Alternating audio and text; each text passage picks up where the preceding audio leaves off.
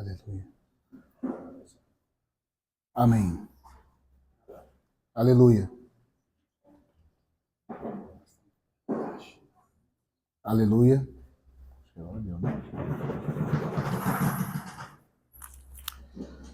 Graça e paz, irmãos. Vamos abrir em Hebreus capítulo 8.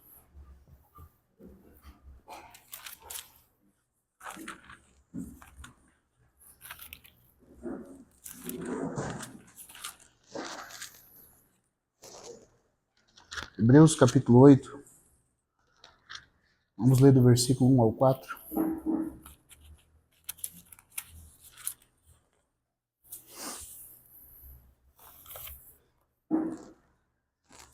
Capítulo 8, do versículo 1 ao 4, e depois nós vamos ler do versículo 9,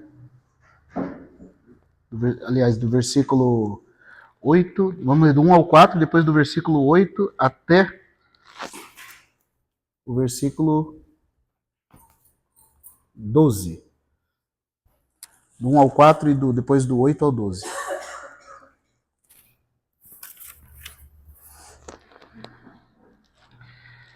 Eu estou lendo a textual, tá? Ora, o ponto principal do que viemos dizendo é que temos tal sumo sacerdote que se sentou à destra do trono da majestade nos céus, servidor das coisas santas e do verdadeiro tabernáculo que erigiu o Senhor e não o homem. Porque todo sumo sacerdote é constituído para apresentar oferendas e sacrifícios, pelo qual é necessário que também este haja tido algo que oferecer. Caso estivesse na terra, não seria sacerdote, de maneira alguma, havendo ainda os que seguem apresentando oferendas segundo a lei. Versículo 8. Porque, reprovando-os, diz: Eis que vem dias, diz o Senhor, em que estabelecerei para a casa de Israel e para a casa de Judá um novo pacto. Não como o pacto que fiz com seus pais, no dia em que os tomei pela mão para tirá-los da terra do Egito, porque eles não permaneceram fiéis em meu pacto. E eu me desentendi deles, diz o Senhor. Pelo qual este é o pacto que concertarei com a casa de Israel depois daqueles dias, diz o Senhor. Porei minhas leis em sua mente e as escreverei sobre seus corações. E lhes serei por Deus e eles me serão por povo. E ninguém ensinará cada qual ao seu concidadão, nem cada um ao seu irmão, dizendo: conhece ao Senhor, porque todos me conhecerão, desde o menor até o maior deles, porque serei propício às suas iniquidades, e nunca, jamais, me recordarei dos seus pecados. Amém. Pai, nós nos voltamos a Ti mais uma vez. Pedimos que o Senhor mesmo abra a Tua palavra para nós. Tenha liberdade de nos dirigir, Senhor, de fazer com que nós possamos receber luz do Senhor. Conduz quem fala e quem ouve, ilumina cada irmão na necessidade, Senhor. Toca cada um naquilo que é específico que o Senhor deseja tocar, porque quando o Senhor toca-nos é diferente. Quando a Tua unção é derramada, tudo é diferente. E só o Senhor pode soprar nas Escrituras e torná-las vivas em nosso interior, Senhor. Dá-nos uma consciência boa, purificada pelo sangue do Senhor Jesus. Nós queremos apreciar o valor infinito desse sangue. E queremos que toda a eficácia dele esteja sobre nós nesse momento. Para que o Espírito Santo, como unção, possa mover-se onde o sangue foi aplicado.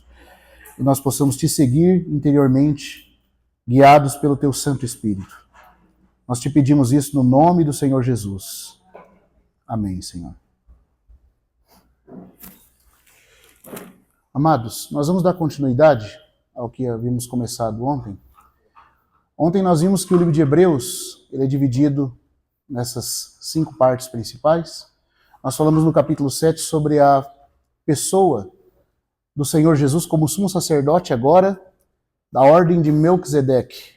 Vimos que ele, no seu ofício sacerdotal, ele o possui por toda a eternidade como Deus.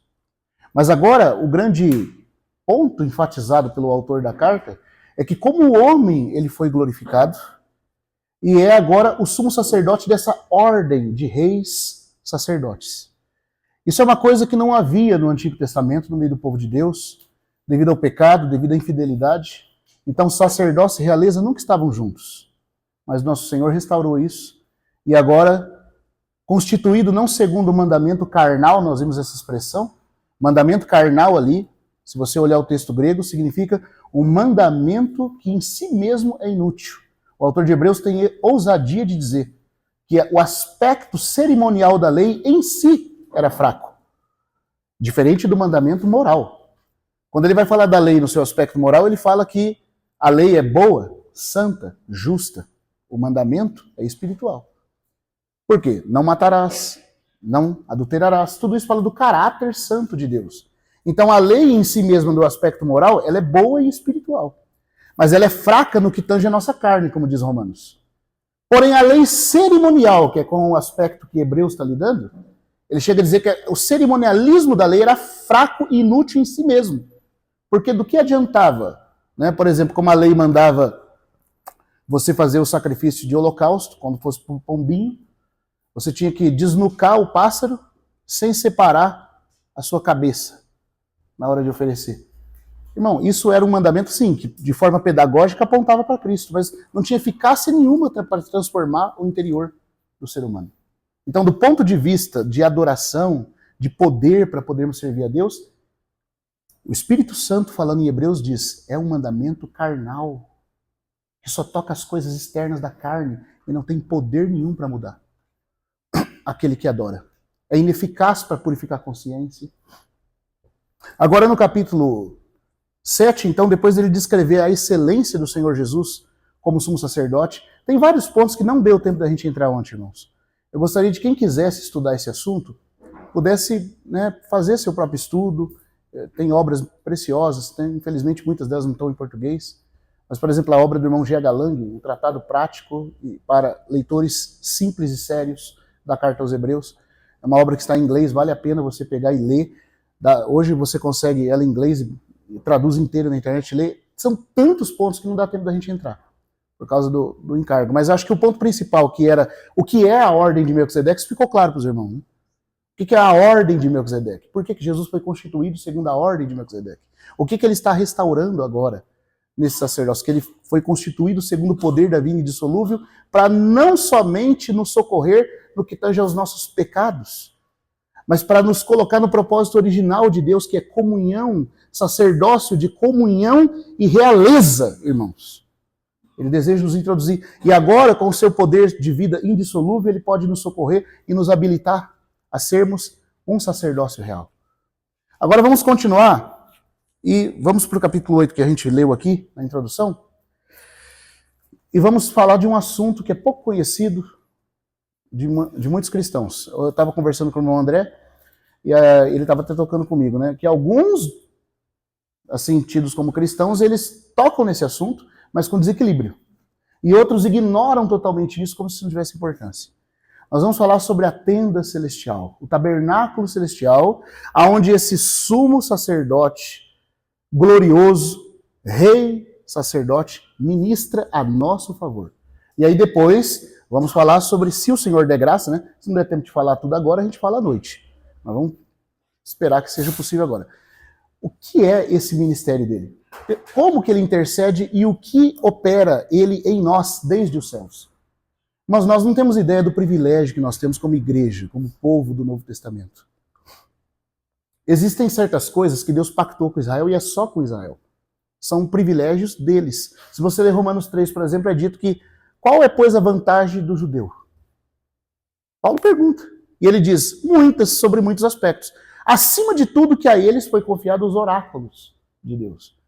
É uma das glórias deles. Depois do capítulo 9 ele fala de outras possessões não transferíveis do povo de Israel. Só de Israel. Ninguém mais tem acesso àquilo. Mas existem certas coisas que só a igreja possui.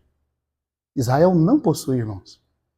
Isso que nós vamos ver aqui agora não pertence a Israel, pelo menos não por enquanto. Né? Porque bendito seja Deus, um dia vai pertencer. Mas por enquanto, só a igreja, irmãos, tem esse privilégio. Que privilégio é esse? Veja, no capítulo 8, eu até tomei nota de algumas coisas, porque é muito detalhe para poder falar e eu posso esquecer. E eu tenho uma folhinha de cola aqui, porque senão eu não quero deixar passar nenhum ponto, tá? Por isso que eu anotei, porque confiar só na memória. Minha memória, principalmente depois do Covid, ficou afetada. Ela não é mais a mesma coisa. Então, os irmãos usem de indulgência comigo, paciência. Né? Outro dia o irmão Gino estava lá em Penasco pregando, né, na vez que ele foi da última vez, ele esqueceu um versículo. Irmão, como pude esquecer o versículo? É uma coisa incomum o irmão Gino esquecer um versículo, né? Agora, se o irmão Gino esquecer um versículo, imagina eu, né? Ainda mais com Covid. Então, complicado, irmãos. Que o Senhor nos dê graça. Queria tocar com os irmãos sobre o assunto da tenda celestial. Primeiro ponto. Ontem eu falei para os irmãos daquele cântico, né? As horas que passo pensando em Jesus, as trevas despaço buscando a luz. Nós temos que ser estimulados pelo Espírito Santo a querer, irmãos, entender as realidades celestiais que nos pertencem. A nossa vida espiritual muitas vezes é pobre porque nós não temos sequer ideia do que é nosso. Então eu tenho direito, mas eu não usufruo porque eu não sei. Fico igual aquele homem que foi para o barco, né, numa viagem paga no cruzeiro, e toda hora que ia comer, ele corria lá no fundo, pegava a bolachinha e comia escondido. Aí o comandante do barco falou, mas o que você está fazendo? É muito caro ganhar passagem, eu só tive dinheiro para entrar no barco. Eu ganhei a viagem aqui, paguei tudo certinho aqui, mas foi só o suficiente para estar na viagem. Eu não tenho dinheiro para essa comida que vocês servem aí na hora das refeições. Ele falou, o senhor leu todo o bilhete? Não. Eu estava comendo bolacha, tendo direito a banquete. Assim é a vida de muitos cristãos. Temos um sumo sacerdote, irmãos. E temos um santuário próprio onde ele ministra a nosso favor, que é muito mais elevado e glorioso do que o tabernáculo terrestre de Moisés ou o templo de Salomão. É disso que nós vamos falar. E eu falei ontem para os irmãos, que nós ficamos de modo solene e santo, estimulados a querer conhecer isso. Deixa eu colocar para os irmãos, há cerca de 40 itens de Hebreus 7 a 10 falando desse santuário celestial e do ministério de Jesus nesse santuário. Agora eu queria tocar disso com os irmãos. Vamos voltar para o capítulo 8. Você poderia perguntar, esse sacerdote excelente está disponível para mim? Essa é a maior das maravilhas. Nós temos. É o sumo sacerdote. Ora, o ponto principal, a suma, o mais importante do que temos dito, do que viemos dizendo até agora, é que temos. É nosso, irmão. Quem que Israel tinha? Arão. E conforme a gente cantou no cântico, que é os versículos que estão em Hebreus 7, a lei constituía sem juramento homens sujeitos à fraqueza.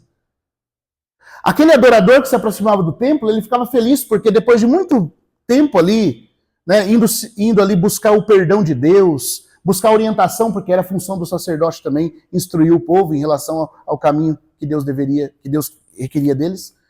Depois de muito tempo dialogando e criando uma certa amizade com aquele sacerdote, que bom, né, irmãos? Aquele homem já conhecia, se compadecia da fraqueza deles. Porque é dito que todo o sumo sacerdote é tirado dentre o povo, estando rodeado de fraquezas, para que ele possa se compadecer daquele a quem ele serve. Olha que coisa. Mas eram homens imperfeitos. E estando sujeito a fraquezas e à morte, depois de um tempo, quando aquele adorador, quando aquele comungante ia até o santuário, aquele sacerdote não estava mais lá. Poderia estar alguém, um descendente, alguém da família de Levi, que não conhecia suas fraquezas, que não poderia ajudá-lo. Então a lei constituía homens imperfeitos sujeitos às fraquezas, sem juramento. Mas agora, irmãos, a palavra do juramento de Deus, aleluia, constituiu não um sacerdote fraco e mortal sujeito à fraqueza, mas constituiu o Filho, perfeito para sempre, irmãos. O Filho que conhece todas as nossas debilidades, que foi experimentado em todas as coisas como nós, mas sem pecado. Nós temos esse sumo sacerdote. É nosso. Israel, por enquanto, não tem isso. Nós temos. Aí depois de falar desse sacerdote, da excelência dele, santo e culpável, separado dos pecadores, aí vai falar do lugar onde ele ministra, que também é superior. Então, capítulo 8, versículo 1, nós temos tal sumo sacerdote, aí que se sentou à destra do trono da majestade nos céus. Deixa eu colocar algumas coisas aqui para os irmãos que eu tomei nota para não esquecer. Primeiro, né, a posição desse sumo sacerdote. Tem 4 coisas aqui que a gente tem que notar. A posição, né, a dignidade, o serviço e o que ele oferece. Esse trecho de Hebreus 8 vai falar dessas 4 coisas. Né? A posição dele, a dignidade dele, o serviço dele e o que ele oferece. Com respeito à posição, vamos lá. Qual que é a posição do nosso Senhor Jesus como sumo sacerdote agora? Como que ele se encontra agora, irmãos, no céu? Assentado. Essa expressão vai aparecer 4 vezes na carta aos Hebreus. Assentado. A força disso, a eficácia e a glória disso vai ser mais explicado no capítulo 9. Se der tempo, a gente vai entrar lá. Você sabe que o Antigo Testamento tinha um santo dos santos, onde o sumo sacerdote não podia entrar a qualquer momento, senão ele morria. E, irmãos, você acha que ele entrava lá com coragem, com ousadia ou com medo? O que os irmãos acham? Não? Imagina, irmãos, eu não sei se... Eu quero chamar a atenção dos irmãos para isso. O sumo sacerdote era o único homem da terra que tinha uma roupa designada por Deus. Já parou para pensar nisso? Ele tinha uma conduta litúrgica toda estabelecida por Deus. Se ele quebrasse um só item disso no dia mais importante de Israel, que era o dia do Yom Kippur, o dia da expiação, o dia de fazer a cobertura do sangue, se ele falhasse, ele poderia morrer instantaneamente pela presença santíssima de Deus no Santo dos Santos, e ele poderia fazer com que todo Israel incorresse em condenação e rejeição diante de Deus. Você sabia que toda oração do Antigo Testamento só era aceita, não importa em que lugar um israelita orasse, não importa em que lugar ele tentasse buscar um conselho de Deus, ele só era aceito e Deus comungava com as pessoas com base naquela oferta que era feita uma vez por ano. Quer dizer que se o sumo sacerdote fosse rejeitado naquele dia, daquela oferta específica da expiação, do Yom Kippur, todo Israel era rejeitado. Se ele obtivesse o perdão e concluísse toda a obra como deveria ser feito, Israel estava perdoado de tudo, baseado no que ele fez. Irmão, quão solene era isso? Não era solene só pelo sacerdote, pelo sumo sacerdote. Era solene por causa do povo que ele representava. Lembra que ele entrava com aquele éfode, aquele manto azul, com aquela estola sacerdotal que é o éfode, e aí tinha as ombreiras, né, com 6 nomes no ombro, 6 nomes de outras tribos no outro ombro, e tinha aquele peitoral ligado à ombreira e com 12 pedras com os 12 nomes das tribos de Israel. Olha que interessante, os nomes estavam nos ombros e no coração. Isso significando que Arão levará os filhos de Israel sobre o seu coração quando se apresentar diante do Senhor. Significa que se Arão é aceito, todas as tribos que estão no seu coração são aceitas nele. Se ele é rejeitado, todas elas são rejeitadas nele. Aí você acha que ele entrava com ousadia? Ou entrava tremendo? Como é que ele tinha que entrar? Não de qualquer jeito, tinha que se banhar, colocar a veste sagrada, né? Que no caso ali se despia das vestes de glória, só colocava o linho sagrado. E aí ele tomava um novilho, o que mais? Lembra de Levítico 16? Ele tomava um novilho, tomava 2 bodes e um carneiro. O novilho ele imolava e fazia sacrifício por ele e sua casa. Os bodes eram por Israel. E tinha o carneiro da consagração. Ele entrava com o sangue numa mão e com o incensário na outra. Atravessava o véu. Irmão, se ele não fizesse tudo de acordo com o que deveria ser feito, ele morria instantaneamente. Eu não sei se os irmãos ficam impressionados com isso. Imagine que você pudesse encontrar com Deus de forma visível, manifesta, com a sua glória Shekinah externa manifestando. Irmão, como que você entraria? Como que você entraria? Não entrava. Ou entrava porque tinha que entrar pela lei, mas ele não entrava corajoso, não, irmão. Entrava com medo. Entrava com medo. E outra coisa, não havia uma cadeira no Santo dos Santos. Sabe por que não havia cadeira ali? Porque nunca tinha descanso aquela obra. Aquele sacrifício era imperfeito. Então o sumo sacerdote tinha que fazer tudo de pé. E no outro ano, volta de novo. Porque nunca aquele pecado era realmente expiado. O livro de Hebreus chega a dizer que parece que o pecado todo ano fazia aniversário. Que todo ano ele era recordado. Então ele entrava tremendo, com medo, sem trepidez, sem ousadia, com muita reverência. E era imperfeita a sua obra, a ponto de ele ter que fazer tudo de pé e sair depois daquele lugar. Ele não era convidado, irmãos, a fazer essa obra, e uma vez consumado, a se assentar. Se alguém se assenta, é porque não tem mais nada para ser feito. Você vê a diferença do nosso sumo sacerdote do Antigo Testamento? Jesus não entrou no santuário da terra. Nós vamos ver. Ele entrou no santuário celestial, na presença imediata celestial de Deus, onde os serafins cobrem o rosto, onde os anjos têm medo de se aproximar. E ele entrou, irmãos. E a obra dele foi tão perfeita. E quando ele entrou nos céus, o Pai tomou um assento à direita e falou: filho, assenta à minha destra. Descansa agora, porque tudo que você fez está aprovado. Nunca o sacerdote era convidado a se assentar ao lado da arca. Mas o nosso Senhor Jesus tem uma cadeira lá agora, irmãos. E ele ministra nesse lugar, mas assentado, não de pé. Isso significa que tudo está feito. Tudo está feito, irmãos. Tudo está feito. Essa é a primeira coisa, a posição em que ele ministra agora, assentado. Segundo ponto, a dignidade dele. Queria chamar a atenção dos irmãos que isso aparece aqui nesse texto. E como eu falei, eu tomei notas para não deixar escapar nenhum detalhe. Deixa eu ler para os irmãos aqui. Primeiro, a dignidade. Ele se assentou aonde? À destra, à direita. O que significa assentar à direita? O lugar de maior honra. Quem que se assentava à direita dos tronos dos reis? E aqui eu tenho que explicar uma coisa para os irmãos, tá? Vamos lá, como é que eu vou colocar isso?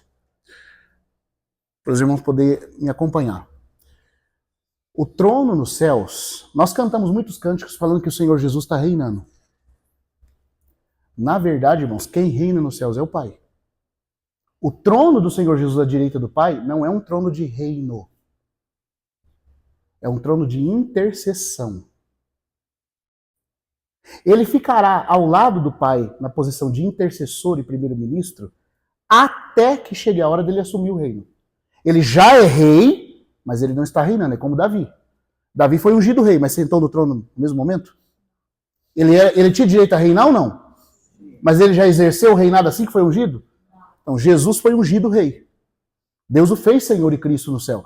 Mas não é a função real que ele está exercendo agora. Agora ele está exercendo a função sacerdotal do seu duplo ofício. E ele fica à direita de Deus, num trono colocado como primeiro-ministro e intercessor. Intercessor do seu povo e ministro, o liturgo de tudo aquilo que deve ser feito para a nossa santificação. Mas ele não está reinando. O Senhor Jesus, Deus o Pai, reina no céu através do ministério angelical dos anjos. E por isso que até que essa era passe e comece o milênio, a terra, o oikomene de agora, a era presente, está sujeita aos anjos, que governam sob o presidir de Deus o Pai. E o que o Senhor Jesus está fazendo? Como ministro do santuário celestial, à direita de Deus, ele está intercedendo para preparar os que serão correios com ele, quando ele assumir o trono e o reinado. Os irmãos estão entendendo, irmãos? Deu para entender? Isso é tão sério que eu queria mostrar uma coisa para os irmãos. Eu vou devagarzinho, não quero correr, eu quero que os irmãos me acompanhem. Vamos para Apocalipse, por favor, Apocalipse. E aqui eu respeito a sua opinião, tá? Se você pensar diferente, não tem problema nenhum. Eu só quero que você leia pela Bíblia. Deixa a Bíblia falar com você. Como diz o irmão Gino, se o irmão Gino está falando, tome cuidado. Esses irmãos que têm barba, tome cuidado. O joio tem uma barbinha. E quando você come o joio, ele te deixa louco. O joio causa alucinações, e ele tem uma barbinha. Então, cuidado com os irmãos que têm barba. Mas, se... Oi? Mosquito. Se quem está falando de acordo com os oráculos de Deus, nós damos amém. Então, vamos examinar a palavra. Deixa a palavra falar com os irmãos. Vamos lá em Apocalipse 4. Eu respeito todas as escolas de interpretação, né? Isso. Respeito os irmãos, claro, né? Embora discorde de algumas escolas. Mas vamos olhar o capítulo 4 de Apocalipse. Para entender essa questão do ministério celestial, da posição do Senhor à direita do Pai agora. Versículo 1. Depois destas coisas, que coisas? Capítulo 4 começa falando, depois destas coisas, que coisas? As 7 igrejas, a visão das 7 igrejas. Olhei, e eis aqui uma porta aberta no céu, e a primeira voz que ouvi, como de trombeta, falava comigo, dizendo, sobe aqui, e te mostrarei o que deve suceder, o quê? Desde a eternidade? O que João vai ver no céu é uma cena que está ocorrendo desde a eternidade ou depois destas coisas? Então a cena de Apocalipse 4, irmão, pelo que a voz do céu está falando, ela é uma cena que está ocorrendo desde a eternidade ou é uma cena futura? Porque João, quando ele foi levado lá no ano 94, depois de Cristo, que ele teve a visão do Apocalipse, se essa cena for a cena do trono de Deus desde a eternidade, como alguns irmãos interpretam, eu respeito esses irmãos, aprendi com esses irmãos, o nosso irmão Witness Lee, o irmão Gino, o irmão Delcio Meirelles, são irmãos que eu respeito profundamente, e eles veem dessa forma. Mas aí, tem outros irmãos que veem diferente, e não é por causa dos irmãos, mas por causa do que a própria palavra mostra. Se essa cena for a cena desde a eternidade, como alguns pensam, por que a voz falaria, o que você vai ver aqui é o que vai suceder depois? É tudo que ele vê, irmão. A voz do céu está dizendo que o que ele olhar ali ainda é futuro. Não tinha acontecido até então. Tá dando para acompanhar, irmãos? Depois da era da igreja. Depois que passasse a era dos candelabros. Agora nós estamos vivendo o tempo dos candelabros ou não? Agora a voz falou, sobe para aqui e eu vou te mostrar o que vai suceder depois. Então é futuro, não pode ser a cena eterna, porque João já estava no ano 95, 94, 95 depois de Cristo, e a voz ainda está jogando para o futuro tudo que ele vai ver. E não só ela jogou para o futuro no tempo cronológico, mas ela jogou para o futuro no tempo dispensacional. E aí outro detalhe, continua o versículo. E te mostrarei o que deve acontecer depois disto. Ao instante estive em espírito, e eis um trono estava o quê? Posto. Presta atenção nessa expressão. Um trono posto. A palavra grega significa um trono que foi configurado, que não estava ali, foi trazido para ali. Então, esse trono aqui não é o trono eterno de Deus no terceiro céu. Esse trono aqui é um trono futuro. É um trono que foi posto. A gente não entende muito isso, porque a gente vive de uma democracia, né? Pelo menos deveria ser uma democracia. Mas nós não temos um governo monárquico. Mas quando um rei vai fazer uma transição de governo, tronos são estabelecidos para uma sessão. Aquele não é o trono oficial do rei, é um trono para uma sessão, uma corte de julgamento. E aqui está falando que esse trono foi configurado. Segundo o irmão Lang, foi um trono configurado, posto. Ele não estava ali. Essa força no grego existe. Aí o que acontece, irmãos? Eu não vou me alongar muito, porque eu quero chegar num ponto principal aqui, mas os irmãos já conhecem a cena. Há um que está sentado no trono, 24 tronos ao redor desse trono, seres viventes, não é? 7 espíritos, 7 tochas de fogo. Então há fogo, há trono, há tronos, certo? E o que acontece? O Cordeiro, no capítulo 5, aparece, que é o Senhor Jesus. Aí o Cordeiro, no capítulo 5, ele está ao lado do trono ou diante do trono? No capítulo 5 de Apocalipse. Ele não aparece mais ao lado, ele aparece diante do trono. Mudou a posição. Tem algum outro lugar na Bíblia que quando você lê, você vê uma figura parecida com essa aqui? Eu estou falando, considerando que os irmãos já têm a visão do capítulo 4 e 5. Claro, um trono central posto, não é um trono que estava ali desde sempre, foi posto. é futuro, foi posto, tronos circundando esse trono, fogo, e um que se achega diante desse trono. Tem algum outro lugar na Bíblia onde tem uma cena igual essa? Daniel capítulo 7. Vamos lá em Daniel 7 agora, vamos olhar para a gente fazer uma certa comparação? Só que é claro, o Apocalipse é a revelação. João vê com mais detalhes aquilo que Daniel viu só de longe, mas Daniel viu, você vai ver a mesma cena. Capítulo 7 de Daniel. Tudo isso, irmãos, para a gente ver essa questão da dignidade de ele sentado à direita, tá? E o que está ocorrendo agora.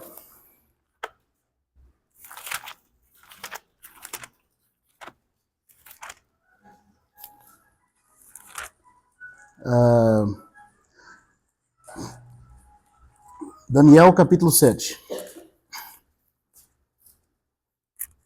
Vou abrir aqui. Ó, na visão de Daniel, versículo... Os irmãos sabem, tem a visão dos 4 animais, né, das 4 bestas. Aí chega no versículo 11. Daniel 7:11. Eu olhava então por causa do som das grandes palavras que falava o chifre. Quer dizer, ele já está vendo o quê? O tempo em que o 4º império iluminado já está aparecendo fazendo guerra. Irmão, esse 4º animal aqui, o chifre que surge nele, é um tempo desde o início da era da igreja ou é um tempo pro tempo do fim? É pro tempo do fim, né? Ninguém tem dúvida disso, né? Daniel está olhando o chifre, já falando as suas palavras blasfemas, e aí e olhava, e eis que a besta foi morta. Ah, perdão, eu estou lendo no 11, mas tem que começar antes, irmão. Perdão. Versículo 9, né? Vamos voltar no 9 aí. O 9. Estive olhando até que foram postos tronos. A mesma expressão de Apocalipse. Só que Daniel não vê só o trono central, ele vê todos os tronos serem postos. Foram postos tronos. E se assentou um ancião de dias, cuja veste era branca como a neve, e cujos cabelos eram como lã puríssima. O seu trono era como chamas de fogo, e este tinha rodas de fogo abrasador. Um rio de fogo corria e saía de diante dele. Milhares de milhares. Aí, olha a cena de Apocalipse. Havia tronos diante de um trono do ancião. O que tem em Apocalipse? Um trono e 24 tronos. Você está vendo a similaridade? E aqui havia milhares de milhares ao redor do trono. Em Apocalipse 5 também vai falar que esse trono central está cercado de milhares de miríades celestes. É a mesma cena, irmãos. As mesmas coisas estão acontecendo. Aí continua. Milhares de milhares de servir, milhões de milhões estavam em pé diante da sua presença. Então o juiz se assentou e os livros foram abertos. Eu olhava por causa do som das grandes palavras que falava o chifre. Olhava até que a besta foi morta e o seu corpo foi destruído e entregue ao fogo devorador. Quanto às outras bestas, o seu domínio lhes foi tirado, porém as suas vidas foram prolongadas por um tempo determinado. Tem muita coisa para falar aqui, mas eu vou pular. Né? Versículo 13. Prosseguiu, olhando nas visões noturnas. Ele tinha visto os tronos e o trono central. Aí quem que aparece no meio dos tronos e do trono central? Alguém que vai ser investido de autoridade. Quem que é esse, irmão? O nosso bendito Senhor Jesus. E eis que com as nuvens do céu vinha um como filho do homem. Mas essas nuvens não vinham para a terra. Esse filho do homem ia em direção ao Pai, ao ancião de dias. E o que acontece? E chegou até o ancião de dias e o fizeram aproximar-se ante ele, diante dele. Aonde que o cordeiro no capítulo 5 de Apocalipse aparece? À direita ou diante? Você está vendo que é a mesma cena, irmão? E se você falar assim, não é a mesma cena, então você está dizendo para mim que Jesus vai ser empossado 2 vezes. O empossamento dele para receber o reino, irmão, não pode ser 2 vezes. Um rei não pode ser coroado 2 vezes para reinar. Além das cenas serem todas iguais, tanto em Apocalipse como aqui, o empossamento aqui, o filho do homem diante do ancião recebendo o reino. O cordeiro toma o livro do que está sentado no trono e os anciões caem e tiram as suas coroas. Porque chegou a hora do homem governar. Mas até essa hora, irmão, o Senhor não está diante do trono, ele está ao lado do trono. Os irmãos estão entendendo? Então agora, nesse tempo dispensacional da igreja, o Senhor Jesus ocupa o posto mais alto de autoridade de ministro celestial a favor da igreja. Mas quando chegar a hora dele reinar, ele deixará o lado do trono e será o cordeiro diante do trono, sendo empossado não para interceder mais pelo mundo, mas para reinar sobre essa terra. E aí vai começar a ordem, as sequências, selos, trombetas e taças para empossar o Senhor Jesus. Sendo assim, se o capítulo 4 ele é futuro, porque é a hora que o Senhor vai começar a assumir o reino. Então, respeito os irmãos pensarem diferente, mas nesse ponto tem que concordar com Pender Lang, os selos não foram abertos ainda. Nós estamos aguardando os selos, as trombetas e as taças. E os selos inauguram a ira e as taças consumam a ira. Por isso, aquele cântico que os irmãos cantam lá do Vencedores por Cristo, né? Glória para sempre ao Cordeiro de Deus, a Jesus, o Senhor, ao Leão de Judá, a raiz de Davi que venceu. E eu muitas vezes passo a falar, irmão, tá errado esse cântico, o livro já está aberto. Mas se você olhar bem, o livro não está aberto ainda, irmão. Ele abrirá mesmo. Quando chegar a hora do seu domínio. Por isso que o capítulo 5 fala que a hora que o cordeiro toma o livro, aí os anciões caem. Os anciões que por enquanto são os reis angélicos da criação. Porque chegou a hora do homem aprovado, desse que já foi aprovado em si mesmo, como sumo sacerdote da ordem de Melquisedeque, mas agora ele preparou um povo que vai governar com ele. Chegou a hora. Deus vai começar a colocar todos os inimigos por estrados dos pés do seu filho. Então os anciões tiram as suas coroas e atiram na direção do trono, dizendo, tu és digno. Digno é o cordeiro que foi morto. De receber. Chegou a hora dele receber. Está dando para entender, irmãos? Então a posição do Senhor Jesus agora no céu não é de rei. Ele é rei, mas ele não está reinando. Ele tem direito a reinar, mas ele está usando o ofício sacerdotal. À direita do trono da majestade nas alturas. Quando chegar a hora dele reinar, ele vai deixar a direita do trono e vai se colocar diante do trono para ser empossado. E aí o Pai vai se encarregar. Para começar pelos próprios governos mais altos dos anjos. Vão tirar suas coroas e atirar. Mas hoje ele está à direita. Ele está à direita a nosso favor. Isso que é maravilhoso, irmãos. Não tem ninguém que esteja num posto tão alto. Nem os serafins. Os serafins estão diante do trono cobrindo os rostos. Mas o nosso Senhor Jesus está sentado à direita de Deus. Mas não importa quão alto, como diz um cântico do passado, quão distante ele está de nós no corpo. Ele nunca deixou de nos amar e de lembrar de nós. Seu Espírito habita em nós. E o seu corpo ressuscitado está à direita de Deus a nosso favor. Representando eu e você lá. Trabalhando e intercedendo, como o irmão Josino põe naquele cântico, com todo o poder da sua intercessão, para a nossa edificação, para nos preparar para sermos correis com Ele. Por isso que o nosso caso não é perdido. Como diz o irmão McIntosh, não importa quão fraco seja qualquer membro do povo de Deus. Aquele peitoral que carrega as pedras, hoje está no coração do Senhor Jesus. E no coração dele está o meu e o seu nome. Não importa quão fraco eu e você seja, cada batida do coração divino bate a nosso favor, irmãos. Diante de Deus. Ele está à direita de Deus. Eu vou ter que sair do Apocalipse, então eu fico nele. Sou extremamente tentado a ficar aqui, para a gente ficar vendo essas coisas, né, essas maravilhas aqui. O tempo, né, a última semana de Daniel, selo, trombeta, taça. Mas não vou entrar, vamos voltar para Hebreus. Só estou falando isso aqui para a gente ver a dignidade do nosso Senhor. Aí ele diz que quando o vencedor da igreja vencer, vai se assentar no seu trono, como ele venceu e se assentou no trono do Pai. Ele quer dizer o seguinte, a autoridade no céu é do Pai. Ele se assentou no trono do Pai.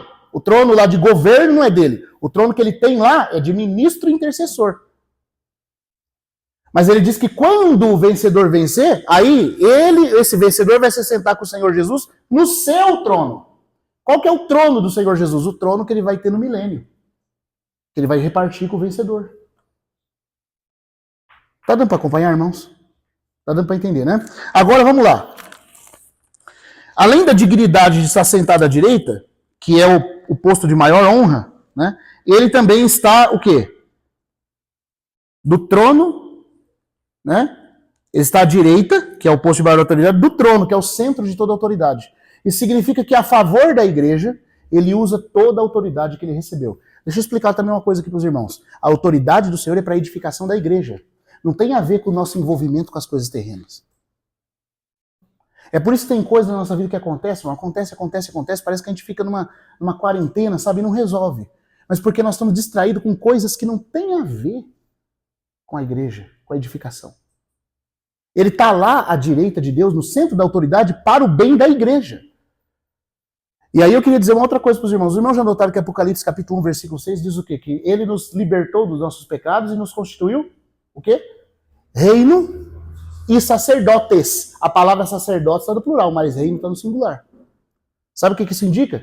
Que nós já podemos sacerdotizar, porque cada um de nós é sacerdote individualmente. Mas reino nós só vamos ser coletivamente. Não chegou a hora de nós exercermos o reinado. É como Jesus, ele é subsacerdote da ordem de Melquisedeque, ele já é rei, mas ele não está reinando. Nós não podemos começar a reinar antes dele. Nós podemos sacerdotizar, porque o ofício sacerdotal ele já está exercendo. Note lá em Apocalipse 1,6 para você ver. A palavra sacerdote aparece no plural. Sacerdotes. Mas reino é no singular. Querendo dizer que você só pode ser reino quando todos os irmãos se tornarem vencedor também para reinar. Por isso que Paulo reprova os coríntios dizendo assim, chegaste a reinar sem nós, né? Tomara reinar, vocês mesmos. Claro que ele está sendo irônico. Nós somos pobres, vós ricos. Irônico, irmão, porque essa mentalidade da igreja triunfalista, né? Do me dá, da prosperidade agora, do ter do bom e do melhor, isso nunca é o ensino do Novo Testamento. Nós somos chamados agora a seguir o Senhor no vitupério, no sofrimento. O que nós podemos fazer agora? Sacerdotizar. Podemos pregar a mensagem de salvação ao mundo, reconciliar os homens com Deus, podemos interceder pelas vidas uns dos outros, podemos ministrar bênçãos celestiais, isso nós podemos fazer. Mas reino nós não temos ainda. Nós temos um rei que já é rei, mas não está reinando, então nós também temos que aguardar. Quando que vai vir o reino? Quando todos os vencedores estiverem formando o reino sacerdotal. Tá dando para entender, irmãos? É por isso que a gente vê os irmãos se envolverem em coisas desse século agora, irmãos se envolvendo com política, né? Se envolvendo com um monte de coisa que não tem a ver com nada daquilo para qual Deus nos chamou. Eu declaro, né, que Jesus é o Senhor de Formosa. Nós vamos colocar Jesus nessa prefeitura, irmão. E aí quer exercer reinado, irmão. Quer triunfar. Isso nunca prestou na história da igreja e não vai prestar agora. Porque nós não somos chamados para reinar. Agora veja só. O irmão fala assim, mas Jesus não disse toda a autoridade me foi dada no céu e na terra? Sim, é verdade, foi dado. E ele está lá sentado à direita do trono da majestade, sendo a autoridade do universo. Mas aí o que ele fala para você fazer com essa autoridade? Que ele foi investido e te enviou. É para você fazer política? É para você, pela sua força, transformar a terra no reino de Deus? Como os pós-milenistas pensam? Não. Ele fala, irmão, que é para nós irmos fazer discípulo. Quer dizer, a autoridade que nós exercemos é na base do sacerdócio espiritual. Agora. Não é para você sair conquistando, né? Cantando sabor de mel, agora é vitória e todo esse negócio aí. Não tem nada a ver isso aí, irmão. A autoridade que nós temos agora é para sacerdotizar até que chegue a hora do reino. Tá dando para entender, irmãos? O sacerdote tem que reconciliar as pessoas com Deus. Somos um reino sacerdotal, diz Pedro, para proclamarmos as virtudes daquele que nos chamou das trevas para a sua gloriosa luz. É para fazer das virtudes, é para fazer o ofício espiritual. Não tem nada de domínio por enquanto. Então, mas isso aí, até para isso nós precisamos da ajuda do Senhor. Porque nós nunca podemos anunciar nada que nós mesmos não estamos provando. Então, por isso, ele está lá, intercedendo por nós. Então, primeiro ponto, ele está na dignidade, né, assentado à direita. Primeiro ponto, sentado à direita.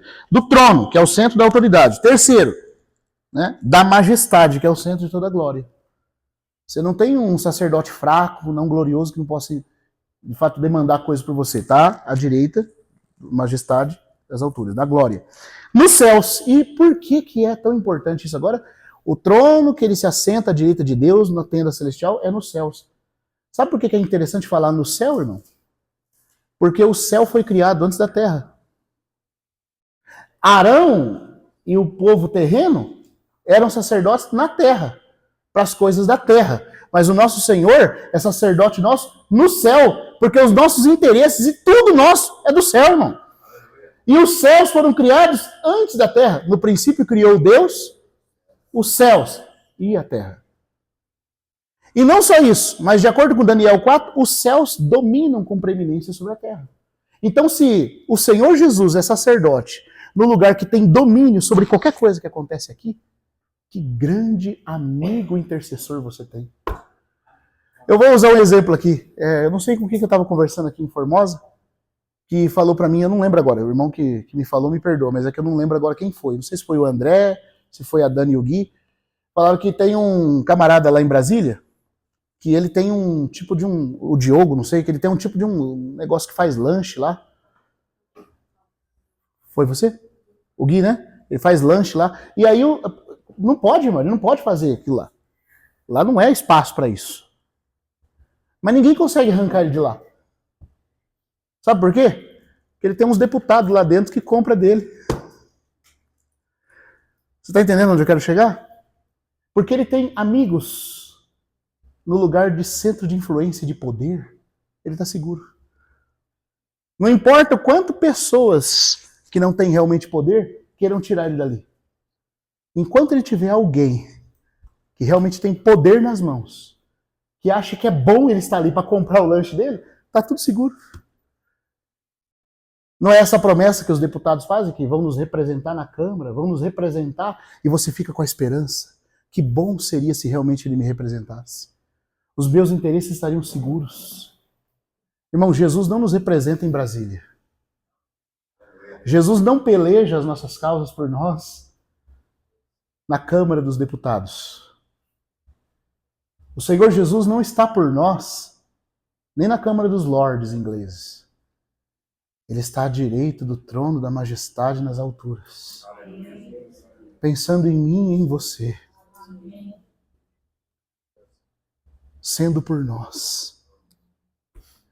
Então, eu quero dizer assim, como diz aquele cântico do irmão que entendeu isso, ele cantou, que me abandone o mundo, persiga o tentador.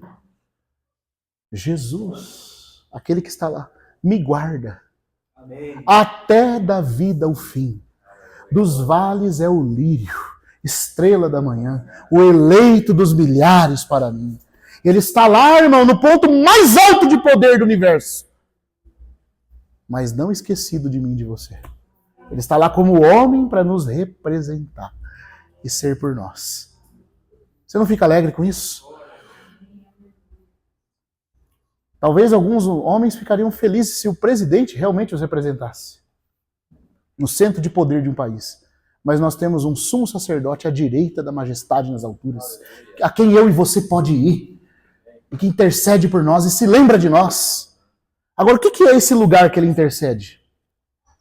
Hebreus chama de o verdadeiro tabernáculo que o Senhor edificou e não o homem. Vamos falar um pouquinho disso agora? Vou tomar uma aguinha aqui.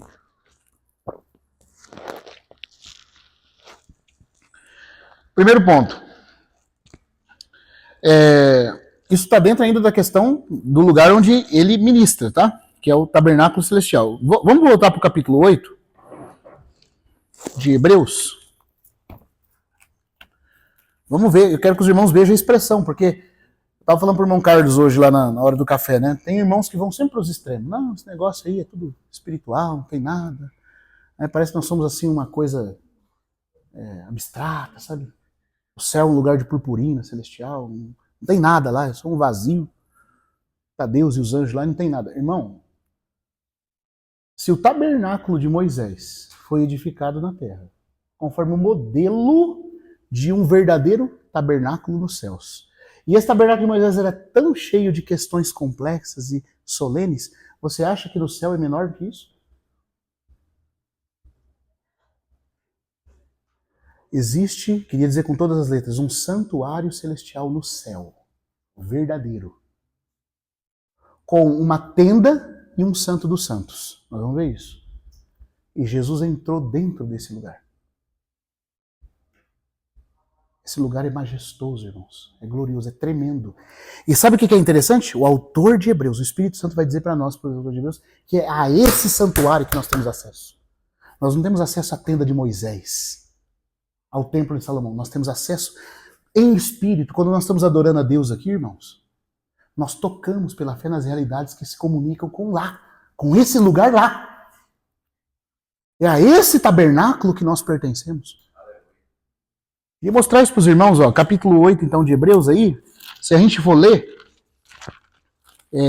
qual é a expressão que ele usa aí, no capítulo 8? Ele diz que Cristo, né, se assentou à destra do trono da majestade dos céus, servidor, a palavra servidor aqui no grego é leiturgo. Deixa eu ver se eu li certinho a expressão. Leiturgos, que significa aquele que faz a liturgia. Essa expressão grega é usada para aquele que está encarregado de tudo que é necessário para que o serviço sacramental ou santo ocorra. O leiturgos. Aquele responsável por toda a liturgia feita. Jesus é o ministro, ele é aquele que Deus capacitou idôneamente para que tudo pudesse ser feito como deve ser feito. Está tudo sobre os ombros dele. Ele é o ministro desse lugar. E aí continua. Das coisas santas e do, a palavra, verdadeiro, o quê? Tabernáculo. Eu queria chamar a atenção dos irmãos para essa expressão verdadeiro. Né? Em grego ela é aletinos. Essa expressão verdadeiro não é que o outro é mentiroso, o outro é o tabernáculo de mentira e esse é o verdadeiro, não. A palavra aletinos aqui, ela é usada, por exemplo, em João 6, quando Jesus fala assim, a minha carne é verdadeira comida. Isso não indica que não tem outro tipo de comida, mas indica que aquela comida que não é a carne de Jesus não cumpre o propósito de realmente te alimentar em todos os sentidos. A carne de Jesus cumpre todos os propósitos. Nós temos vida ao comermos da sua carne em todos os sentidos. Vida espiritual, vida psíquica e até a nossa ressurreição vai ocorrer porque comemos dele. Até o nosso corpo ganhará vida por comermos dele. Então a sua carne é verdadeira comida. É nesse sentido, os irmãos estão entendendo? Tem realmente substância de alimento. Aí o autor de Hebreus está dizendo que Jesus entrou num santuário, não naquele que era cópia e que não atingia todos os objetivos, é o contrário de aletinos. Mas ele entrou naquele que realmente tem substância de tenda e santuário, que é o que está no céu. Que é o que está no céu. E isso aqui não é, eu sei que tem irmãos que falam assim, esse tabernáculo aqui é a presença imediata de Deus. Concordo. Mas a presença imediata de Deus, eu concordo em parte, porque assim, a presença imediata de Deus está dentro desse tabernáculo, ela não é esse tabernáculo. Entendeu? E nós vamos ver isso em Apocalipse. E você vai ver que não é figurativo, não é nada espiritualista aqui. Não é nada assim de cunho figurativo, parabólico. É real, irmãos. Porque a própria palavra grega indica isso. O autor de Hebreus está dizendo que aquele tabernáculo físico de Moisés na terra, mesmo sendo físico, era parabólico. Era algo que não cumpria todos os ideais, não tinha substância real. Era uma cópia fraca, imperfeita, de uma realidade transcendente que está no céu. Então existe um tabernáculo verdadeiro no céu. A palavra tabernáculo aqui é skene, no grego. Skene, que significa uma tenda armada. E agora vamos lá para Apocalipse capítulo 15, por favor.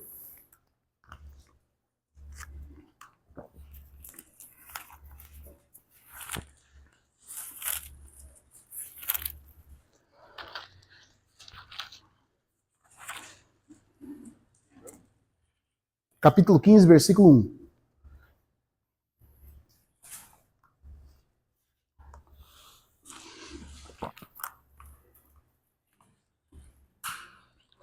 Vamos ler o versículo 1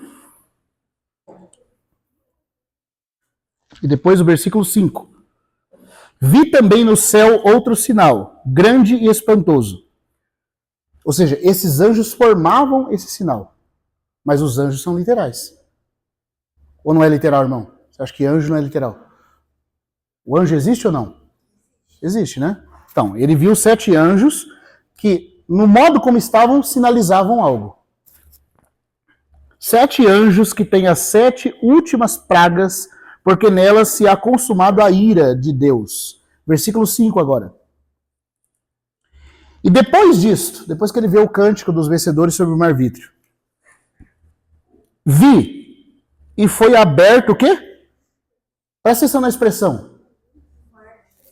Não. E foi aberto o templo do tabernáculo. A minha versão fala o santuário do tabernáculo. Note que aqui tem 2 coisas, o tabernáculo e o santuário do tabernáculo. Na verdade, a expressão santuário aqui é naos no grego, que significa santo dos santos. Foi aberto o mais santo dos santos do tabernáculo celestial. Então tem um tabernáculo, uma grande tenda majestosa, gloriosa, poderosa, irmãos, no qual entram e saem anjos. E tem um santo dos santos dentro desse tabernáculo. João viu isso. Ah, mas isso é figurativo. Então os anjos que saíram também eram figurativos, porque eles estavam lá dentro. Anjos literais saem de um lugar literal. Não tem como o anjo sair de um lugar que não existe. Continua o versículo. Depois disso, vi, foi aberto, né, o santuário do tabernáculo, o santo dos santos do tabernáculo, do testemunho, na onde? No céu. Por isso que lá tem uma verdadeira arca do pacto, baseada na qual a de Moisés foi construída.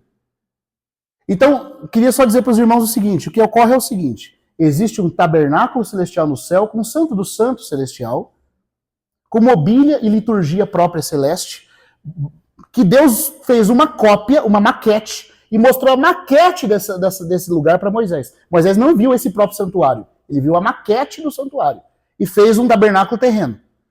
E agora, na igreja, Deus está edificando as realidades espirituais das realidades literais celestiais que estão no céu. Então Deus tem um tabernáculo espiritual na igreja, Deus teve no Antigo Testamento um tabernáculo físico, que foi cópia desse celestial, e Deus tem o tabernáculo celestial no céu, onde Jesus, como sumo sacerdote, entrou, ministra como liturgo, para o tabernáculo espiritual que é a igreja. Aleluia, irmãos! Você e eu temos acesso não ao santuário de Moisés na terra, mas ao santuário celestial no céu. Porque o nosso Senhor Jesus é nosso sumo sacerdote lá. E quando você ora em nome de Jesus, e quando você intercede em nome de Jesus, ocorrem coisas nesse lugar. Ocorrem coisas lá. E lá são decididas coisas a nosso favor e a favor das pessoas por quem estamos orando. Por isso, nunca considere pequeno a posição que você ocupa agora. O seu santuário não está na terra, está lá. O seu sacerdote está lá por você. Ocorre uma transição, irmão, você está entendendo? E João está vendo, para provar que esse lugar não é uma figura, olha o que continua dizendo no versículo. E do santuário, saiu o quê? 7 anjos. Mas o anjo é literal ou não? E ele saiu da onde? Do santuário. O santuário, então, existe ou não? Mas se o anjo existe a sair de um lugar, esse lugar tem que existir. 7 anjos que têm as 7 pragas, vestidos de linho limpo, resplandecentes e cingidos ao redor do peito com cintos de ouro. E um dos 4 seres viventes deu aos 7 anjos 7 copos de ouro, cheios da ira de Deus que vive pelos séculos dos séculos. E, agora olha só o que vai acontecer. E o santuário se encheu da fumaça pela glória de Deus e pelo seu poder. E ninguém podia entrar no santuário até que fossem consumadas as 7 pragas dos 7 anjos. Então, Deus está dentro desse santuário no céu. No lugar mais santo. Tem uma arca do pacto lá. Jesus ministra lá dentro por mim e por você. Só que quando chegar a hora da ira, que acabar a intercessão, os anjos vão sair não com graça, mas com ira para derramar sobre o mundo que rejeitou a obra do Senhor. E até que se consume a ira, ninguém pode entrar dentro do santuário. É uma figura também do que ocorria no tabernáculo de Moisés, lembra? Os irmãos estão acompanhando, irmãos? Levítico 16, o sumo sacerdote entrava diante do Santo dos Santos. O que acontecia com os outros sacerdotes? Tinha que sair tudo para fora. Ele tinha que ficar sozinho lá, até toda a expiação ser feita. Até toda a ira ser apaziguada. Aqui no caso, não tem mais expiação sendo feita, a ira vai ser derramada. Mas até que a ira seja tratada, ninguém pode ficar dentro do santuário. Então só Cristo fica sozinho dentro do santuário protegendo o seu povo. Enquanto o resto do mundo encara o juízo de Deus porque rejeitou a obra do Senhor. Tá dando para entender, irmãos? O que ia acontecer comigo e com você se nós não tivéssemos tal sumo sacerdote? Para nós estaria destinada às 7 taças da ira. Mas Jesus é aquele que nos livra da ira vindoura. Porque como grande sumo sacerdote, ele está lá. Só estou mostrando isso aqui para os irmãos, mas tem irmão que vai fazer, não tem nada a ver, para mim não tem importância. Não, se isso não tem importância para você, desculpa. Né? Eu acredito que ninguém vai pensar isso aqui, né? Mas se tiver alguém falando, não, isso aí é tudo... Não, irmão, isso aqui é coisa pertencente ao pacto do Novo Testamento conosco. Nós temos esse lugar. Se isso não fosse importante, o autor de Hebreus não escreveria. Não falaria para nós atentarmos. Você acha que se você fosse israelita, você acharia glorioso ou não poder atravessar as tendas de Israel, chegar diante do tabernáculo e poder ter comunhão com Deus naquele lugar? Pois bem, agora o autor de Hebreus está falando, você não tem esse tabernáculo terreno mais. Você tem o melhor. Você tem acesso a alguma coisa que ocorre no céu, superior, celestial, aonde ele intercede por você, aonde as milícias de anjos todas estão ali, cada um ocupando uma função, porque tem ofício angelical nesse santuário também. Mas Jesus é o liturgo, ele é o sumo sacerdote e ele está intercedendo com todo o poder para a nossa edificação. Esse é o primeiro aspecto, irmão. Nós estamos falando disso aqui só para depois entrar nas consequências disso aplicado agora ao tabernáculo espiritual que é a igreja, ao nosso coração. Mas se nós não entendermos a grandeza disso, nós vamos entender a grandeza do que ele está operando. Agora queria mostrar uma outra coisa para os irmãos. O texto de Apocalipse, capítulo 7, vamos lá. Eu posso ser mais 10 minutos? Ah, tá bom. Tá. Aí depois nós vamos entrar na outra parte. Na parte aqui, sobre esse sacerdócio, essa intercessão agora, vindo até nós, a nosso favor. Né? O que ele faz conosco, no nosso coração. Mas vamos lá, capítulo 7, falando mais um pouquinho sobre essa questão desse tabernáculo. Eu lembro uma vez que eu estava conversando com um irmão, e aparecia uma notícia na internet assim, falava, onde está a Arca do Pacto? E eu repostei essa notícia. Falando da Arca do Pacto, tinha sumido, né? Desde o dia de Josafá, não se encontrava, e tinha a ver com a questão da vinda do Senhor, porque para o templo ser edificado tem que ter a arca, né? Coloquei lá. Aí tinha um irmão, né, que reuniu com a gente lá naquele movimento lá antigo. Ele era um obreiro, cooperador do irmão lá. E ele falou assim, ele respondeu bem baixo assim, no céu. O quê? Aí colocou Apocalipse 11:15, a Arca do Pacto no céu. Aí eu fui lá e expliquei para o irmão, não, a Arca do Pacto no céu, né, por exemplo, quem leu o estudo vida de Hebreus do irmão Witness Lee? O irmão Lee já explicou muito bem isso aí. Existe um tabernáculo celestial no céu. Existe um tabernáculo terreno feito como cópia na terra. E existe o tabernáculo espiritual, que é a igreja, onde se reflete as realidades do que ocorre no céu. Mas o irmão estava achando que a arca do tabernáculo de Moisés foi transportada por Deus lá no céu. Você vê que é não dividir as coisas na Bíblia. A confusão que vira. Agora a gente está lendo para poder entender bem as coisas. E eu fui falar para ele, irmão, você está tantos anos aí, nem os estudos do irmão Lee te ajudou a entender isso? Eu não preciso ficar seguindo. Eu falei, não é questão de ser o irmão Lee que falou, ser o irmão fulano que falou. A questão é que o irmão me provou pela Bíblia. Você não consegue, irmão. Aí depois, por fim, ele viu que ele estava errado. Né? Capítulo 7 de Apocalipse. Deixa eu mostrar uma outra coisinha para os irmãos. Aqui tem a visão dos glorificados, né, da grande multidão no céu. E essa visão do capítulo 7, irmãos, ela fala da reunião final de todos os filhos de Deus diante do Senhor. Aqui não está falando de um arrebatamento específico. Eu creio em mais de um arrebatamento. Mas aqui não está falando do arrebatamento específico de um grupo. Está falando de um povo que ao longo de todos os tempos chegou a esse lugar. E está falando então de todos os santos, não importa em quantos arrebatamentos você creia, eles por fim estarão nessa posição. Porque o capítulo 7 é uma visão parentética para mostrar respondendo a pergunta feita no sexto selo, quem são os que poderão ficar de pé quando a ira de Deus vier? A pergunta é feita, chegou o dia da sua ira, quem pode ficar de pé? Então Deus vai mostrar que ele vai preservar um remanescente na terra e que ele vai congregar todo o seu povo celestial no céu. Se é em um arrebatamento, ou em dois, ou em três, não interessa. Todo mundo vai aparecer lá. Todos os salvos, pela graça de Deus, estarão diante do Senhor. Só que aí tem uma coisa muito bela que ocorre. No capítulo 7, então, quando João está falando com o anjo, com o ancião, né? Aí diz assim, versículo 9, depois disto olhei e eis aqui uma grande multidão, a qual ninguém podia contar, de toda nação e tribo e povo e línguas, que estavam em pé diante do trono e diante do cordeirinho, vestidos de roupas brancas com palmas em suas mãos, e clamam em grande voz, dizendo, a salvação... Veja que o tempo presente de João, porque João está escrevendo conforme é mostrado para ele na hora, de forma instantânea. E clamam, a textual traduz correto com o grego, e clamam em grande voz, dizendo, a salvação se deve ao nosso Deus, que está sentado no trono, e ao cordeirinho. E todos os anjos estavam em pé ao redor do trono, e dos anciãos, e dos quatro seres viventes, caíram sobre seus rostos diante do trono e adoraram a Deus, dizendo, amém, a bênção e a glória, e a sabedoria, e a ação de graças, e a honra, e o poder e a fortaleza ao nosso Deus, pelos séculos dos séculos.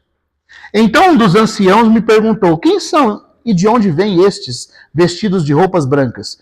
E lhe hei dito, Senhor meu, tu o sabes. E disse-me, esses são os que vêm da grande tribulação. E lavam suas roupas e as branquearam no sangue do cordeirinho.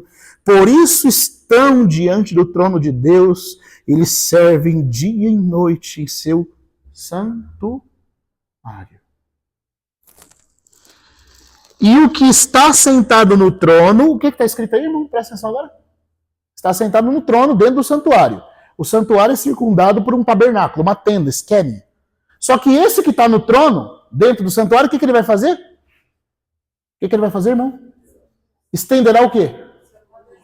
Quer dizer que essa tenda, ela não é só algo poderoso e celestial, mas ela é ampliada. Essa tenda ampliada, por isso que eu estou falando que é um lugar físico.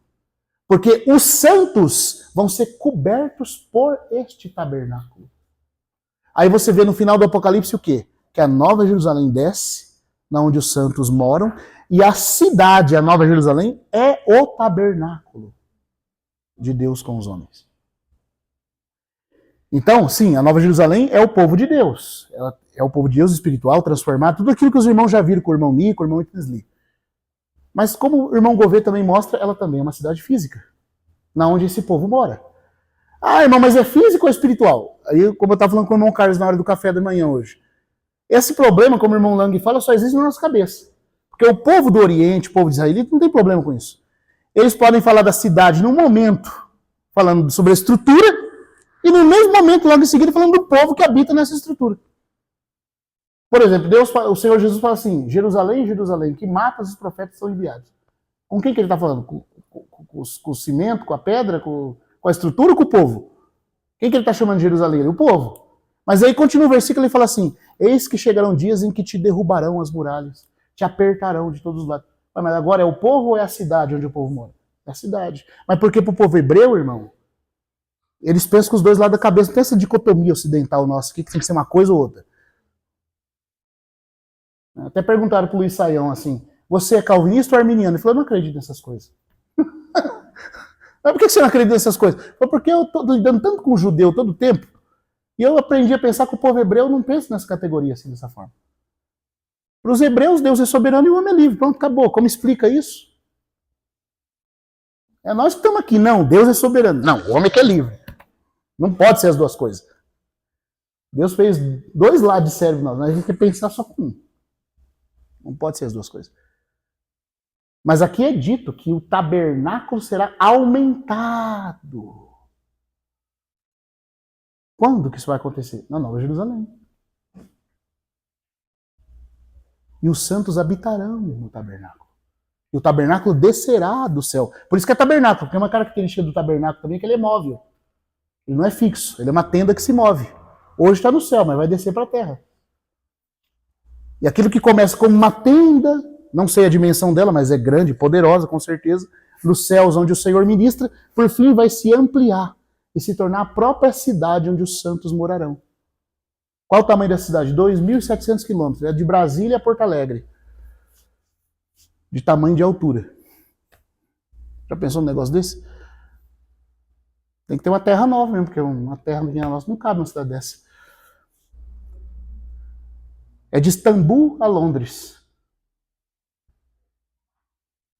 Comprimento, largura e altura iguais, cúbica, como uma pirâmide, que lembra as posições geométricas da Trindade Santa.